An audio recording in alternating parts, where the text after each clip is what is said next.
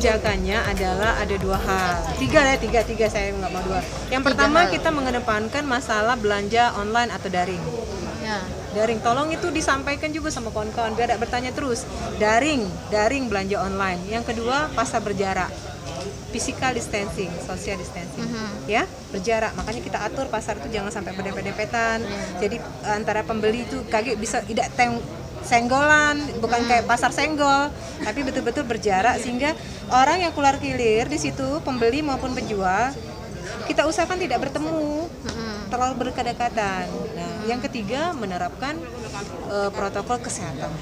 Ada wacana untuk sistem ganjil genap nggak untuk pasar seperti di Jatim kan? Seluruh informasi, seluruh ide yang kira-kira memang bagus, kenapa tidak itu kita terima, kita akomodir dan kita terapkan di Kota Palembang. Selama ada ide-ide yang cukup kreatif yang untuk mengatasi masalah ini, tentu kita akan terima. Sama seperti yang disampaikan oleh Ade tadi ya, bahwa ada pasar yang sistem ganjil genap, bukan hanya lalu lintas kan? Kenapa itu?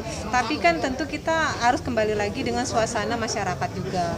Apa mungkin itu bisa dilakukan? Untuk tahap yang seperti sekarang saja, misalnya jaga jarak, sudah itu daring, itu masih dalam tahap terus kita coba masuki terus, sosialisasi terus. Aduh, apa?